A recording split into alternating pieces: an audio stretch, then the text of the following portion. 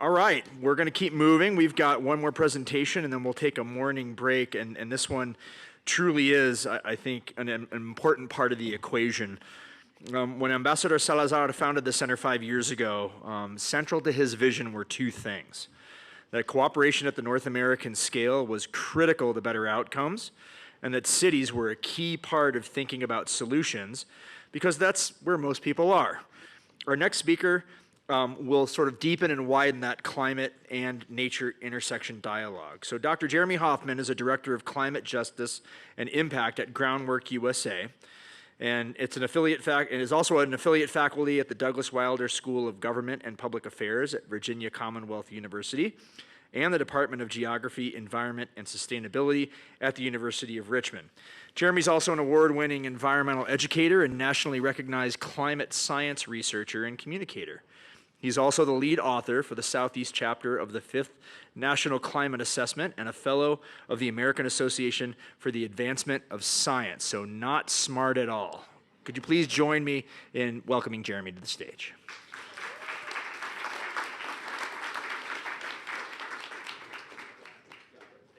Okay, first test, Jeremy? Yeah. Green button. Green button. This one's the laser. I got the rundown on how to use this this morning, so thankfully I'll be just fine. So I actually ended up changing the name of my talk, as you can see from the agenda, to what's on the screen, and I did this intentionally. I want to kind of provoke a conversation around something that's a challenge that many of us who are card-carrying millennials and younger generations are talking about, and that's housing.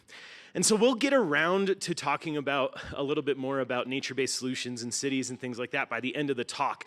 But I really want to start by kind of making you think about how housing policy intersects with conservation policy, and how conservation organizations like those that are represented in this room can be housing forward and nature positive. It's possible. So, you all know urban populations growing, over 6% between 2010 and 2020, the largest proportion of population change that we saw. Most of the time, this was paired with depopulation in rural areas, and now over 80% of people live on an island. But it's not the kind of island you're thinking of, it's an urban heat island. They live in urban areas. And this is all expected to continue. These are maps of, on the left, those are the census changes at the county level. Green, where we saw population growth, purple, where we saw population decline. Now you can see this on the right side. These are 3 maps. One is the population as of 2010, and then 2 projected population estimates for the future in 2100, which now my niece, who is 2, will still be alive in 2100. There are people in this room that will be alive in 2100, which is no longer a future that we can't tether to the present. And so these 2 futures depend on the kind of economic growth, the kind of population growth that we see. But you can see bright spots, these dark blue and then orange and red, are places where there is expected to be massive increases in population. Now, what we also know is that as of right now, there's not enough housing. There is a shortfall of over 7 million affordable apartments or rental housing, affordable units of housing in the US. This is up almost 10% since 2019. And we know that this is somewhat an outcome of the pandemic, changing where people can live and where people desire to live. And this is just talking about affordable units. It's not talking about middle income units, which there's also a shortfall. We can see this in these 2 maps. On the far left, those are rental vacancy shortfalls. And up on top, those are owner vacancy shortfalls. Pick out where you live. There's probably a shortfall of rental and owner opportunities. Compare this to where the populations are expected to continue to grow by the end of the century, and you can see how drastic of an issue housing is already and going to continue to become into the future. And so because we don't have enough housing in our cities, we are sprawling. This has been something that the conservation world has recognized for many years, decades even, but it has continued to happen. Restrictive zoning in cities, a policy of maintaining a limited housing supply, artificially low housing supply, has driven up costs for housing across rental and owner opportunities, and this has ultimately ended up in the displacement of the lowest income people in cities out of the downtown cores. This is happening in virtually every city that you can see, where this hits the frontline communities that are disproportionately exposed to climate threats first and worst. So too, they are feeling the effects of an increasing cost of housing in our cities. And so we see this in data as well. While between 1982 and 2007, there was only 30% increase in the US population, there was a 60% increase in the amount of developed land. And we know that this didn't happen in the urban cores. This is happening entirely on the urban periphery. This is a marginal land on the outside of cities that is changing from what it was to developed. And depending on where you look in the country, it might be taking agricultural land, like in the Midwest. It might be taking more barren areas or shrublands, as in Phoenix in the Southwest. And then in the Southeast, where I live and have recently finished our National Climate Assessment chapter, we're losing tree canopy mostly on the periphery of cities, as in Atlanta in the bottom corner. And so we know also that this sprawl, while challenging our conservation goals on the outside of cities, also increases the exposure of people and things to climate threats that are being supercharged by climate change. This ultimately affects and lowers the climate resilience of any urban system. The further out you push development, the larger the urban bullseye becomes. And this is work that has been established for many years, showing that just for the same kind of risk, like a riverine flood, the further and further out you allow development to occur, the more sensitive that system becomes to a stressor such as an extreme flood event. We saw this quite literally in drastic relief in Houston following Hurricane Harvey, which was estimated to have been not only more intense, but also have higher rainfall rates due to climate change influences, including more atmospheric moisture and sea surface temperatures that allowed it to intensify before it made landfall. And what you can see here is that the 1996 developed area and the 2010 developed area shows this very pattern of an expanding urban bullseye. Now, following this, which was in the NCA 4 chapter, the urban systems chapter, there was a published paper not long after showing that not only did this urbanization in Houston make the flooding impacts worse, causing more damage to the physical human system, but also it intensifies the storm beyond what it would be naturally. There's an urban rainfall effect. If you've heard about the urban heat island, you've probably maybe not heard of the urban rain island effect. The urbanization of Houston actually exacerbated the rainfall rates itself. So we can see how this sprawl affects our climate resilience. It also challenges our climate goals. Our carbon emissions goals are threatened by sprawl. In this map, you can see different city centers in the urban archipelago that reaches from kind of Norfolk, Virginia, all the way up to New York. And where you can see is where the city centers are bright green. That means that on average, households have a lower carbon emissions per zip code on average versus the big donut, the red donut outside of the cities are higher carbon emissions per household. So dense urban cores allow for lower carbon existences. This is through more efficient transportation systems. This is through a less distribution network of resources and so on. And so this is, what this says to me also is that, of course we know this, sprawl threatens our biodiverse landscapes at the same time. And so, for example, this is a recent paper from Hamilton et al., the NatureServe folks that produced this really great map that shows red where particularly sensitive species of all different types of plants and animals are threatened by development and climate change. And on the left is just one potential future land use map for the United States based on 1990s trends, which we know that the development patterns have slowed down versus the 1990s trends. But if you were to overlay those two maps, you can see that many of the most imperiled species on the West Coast are directly threatened by continued urban change, which is mostly sprawl. So what does this mean? And I think that what the conservation world could stand to say out loud more often is that cities need to be able to have more people in them. People need to be able to remain in these lower carbon, denser areas of cities instead of being pushed out into less efficient systems on the urban periphery. And I would say you tend to see density and dense cities as antithetical to greenness.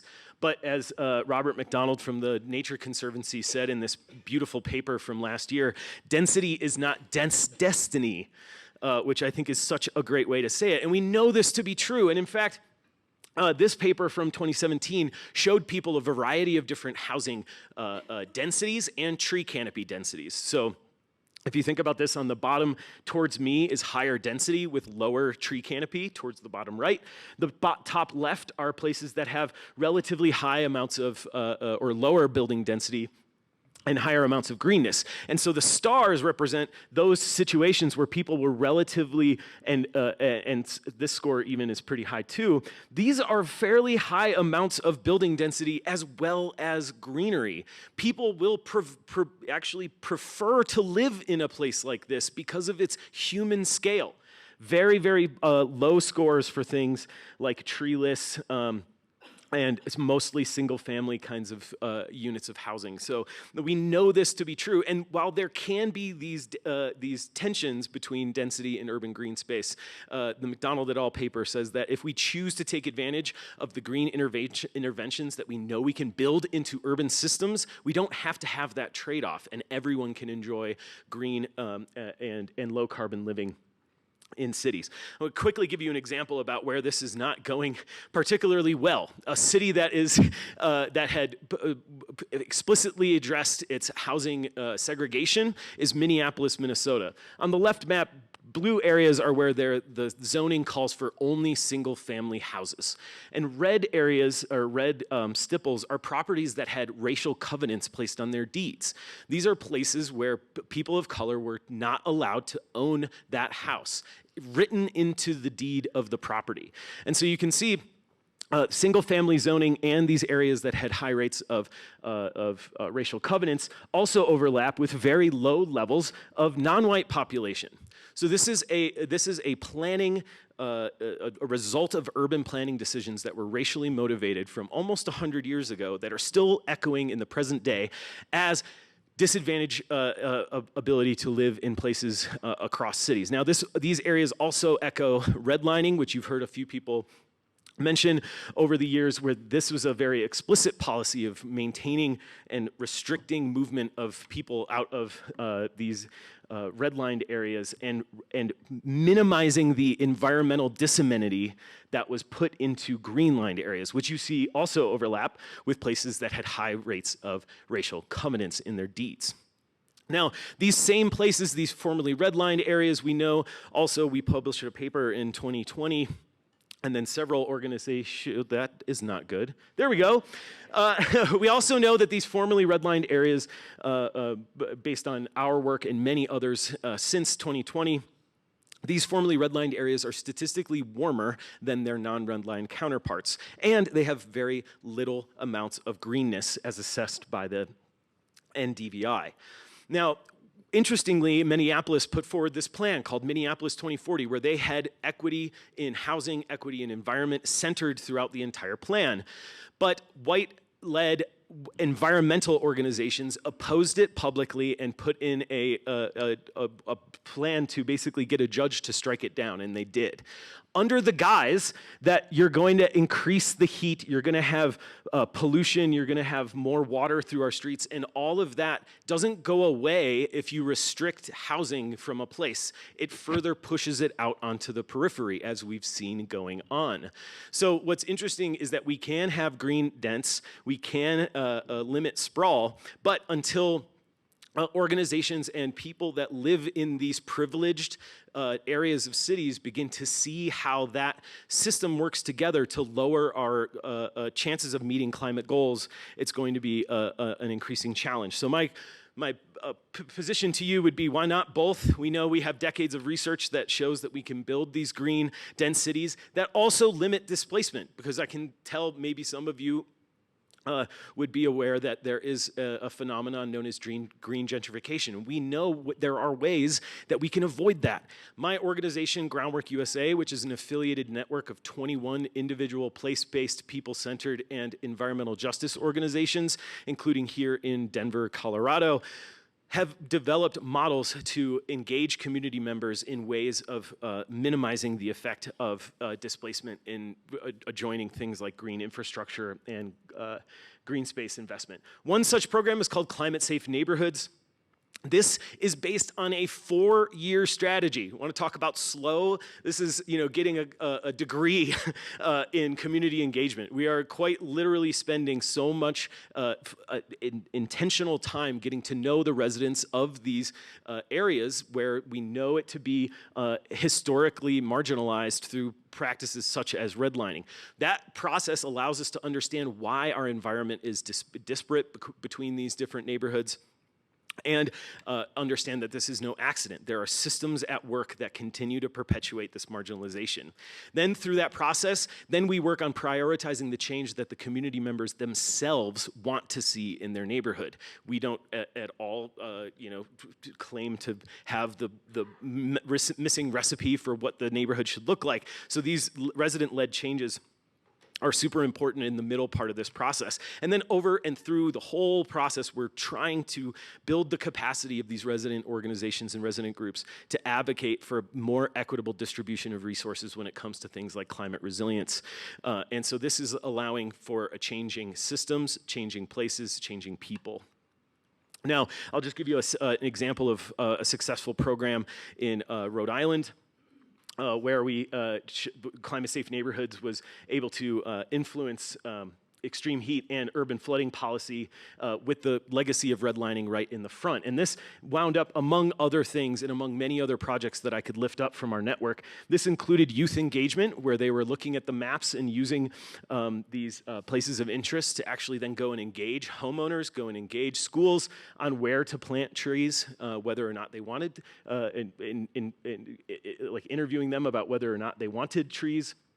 There's also outreach and around stormwater infrastructure, best management practices, including things like rain barrels. And this just gets people in on this conversation around how they want to see their neighborhood change in the process. And so what we know from this work, many years of doing this Climate Safe Neighborhoods program, is that this does not, green gentrification does not need to lead to displacement. And in fact, displacement is not inevitable.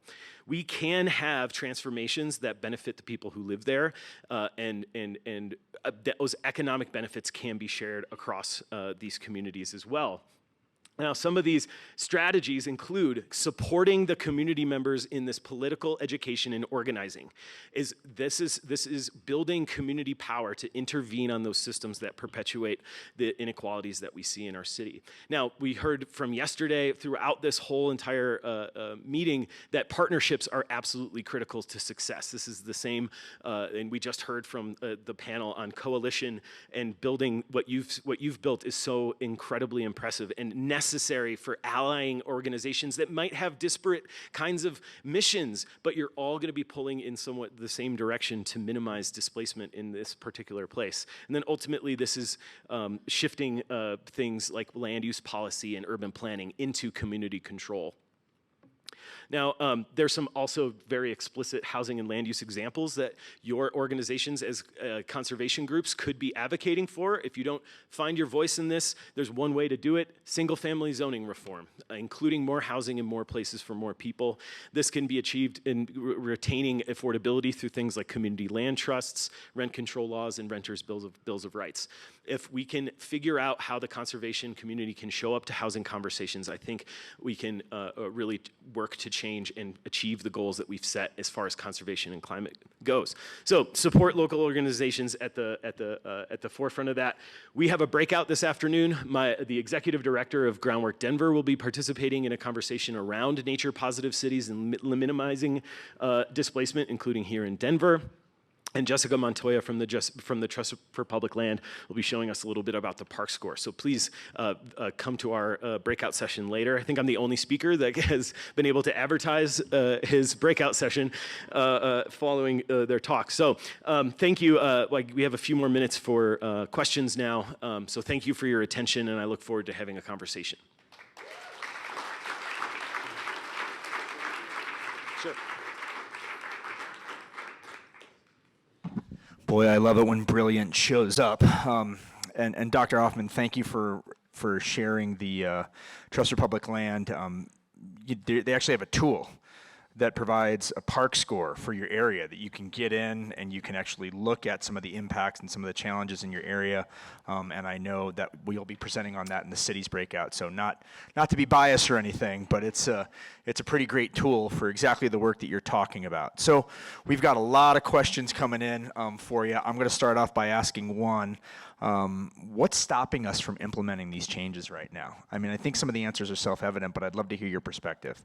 Well, so at least, and I can speak to being involved in this in Richmond, Virginia, and then especially from that conversation in Minneapolis, opposition from homeowners tends to be one of the primary forms of why this slows down, why this gets sidelined, why buildings get downsized. It's because of these neighborhoods that were intentionally kept the way that they were, maybe as long ago as the 1930s and 40s. People, are reticent or hesitant to allow for there to be transformation of their neighborhood, even if it's in the name of housing equity, climate justice, or otherwise. And these folks, I think you saw the picture in my the Minneapolis example, is like science is real, love is love sign, and then like oppose the zoning change. That kind of cognitive dissonance is one of the things that's primarily driving the slow pace of making housing more vibrant and available in our cities. So it's sort of that not in my backyard approach. I want to see it, but not in my backyard. Okay. Well, so talk a little bit more about the capacity building that takes place in the Climate Safe Neighborhoods program, because it sounds like in the midst of all of that, you still find a way to build that capacity. And I'm sure it's one step forward, 12 steps in a different direction, but right. How does that go? Yeah, well, so we know that every single city, every place has its own, labyrinth of city departments. The governance structure might be different. So a lot of the capacity around understanding the systems at play is mapping out the power dynamics in the local government and where the decisions are made about investments for things like green infrastructure, parks, and those sorts of things. So the capacity really takes on that hyper local focus on who are the people, who are the key holders in the government, who is your city council person, who is your alderman, what it might be in that governance.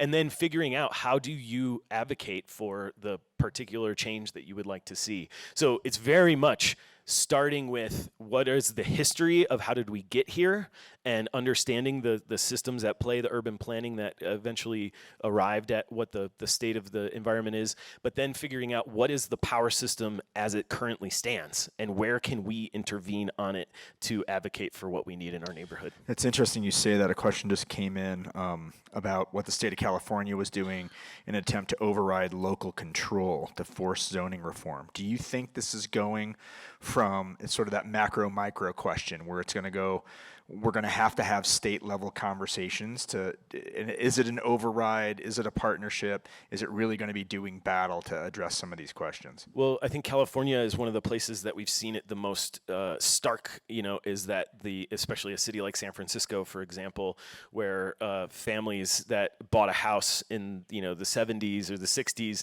now that house for maybe $70,000 is now a multi-million-dollar home. And so it's impossible for generations to transfer that wealth, and impossible for younger people in the service industry. Workforce housing is nearly impossible to have there. So in California, it is such a stark example of that, the housing crisis being so it's rooted in kind of opposing new housing in particular places. So that is one extreme way to have the state take control, is one thing that could work. I definitely don't advocate for that to overstep so much, but it's really about having those conversations about what do we want our city to look like? What are the sorts of, but at some point there's like, this has to go one way or the other. It can't, the prices can't go up infinitely forever, right? So,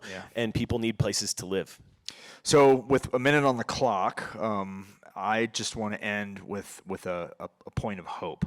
What global cities in the U.S. or elsewhere are getting this right? What models can inform conservation and housing goals? And do you see the wins out there that you observe in your world as a replicable and repeatable thing, or are they culturally nuanced to the actual state? So, so goes Missouri, can't go Michigan. That kind of question. Well, I have 100% believe that the local context is critical to shaping the individual details of what a particular program might look like. But there are fundamentals that can be spread across. I think it was Lauren yesterday that said, like, there's processes that we can adhere to, and then the details on the outside, the bells and whistles, can be very much locally focused. One example, a city that I love, very dear to my heart, is Portland, Oregon, where they have a very, very housing forward policy, as well as an urban design commitment to greening, and local organizations like Living Cully, which is a marginalized community in Portland. They've formed a resident housing committee to actually kind of take control of what that growth looks like, and how to avoid displacement through mandating and getting a incredible amount of affordable housing built without the existing residents being displaced. So that's one example, but there are several others. Minneapolis was a great example. They actually saw a rent decline. The cost of rent was actually on the decline because they were building so much housing. So there are some places that we see this sort of success, but nonetheless, the judge basically turned over the housing plan. So, well, three things: unpack history, prioritize changes, and intervene in systems change. Ladies and gentlemen, please join me in thanking Dr. Hoffman for being here today.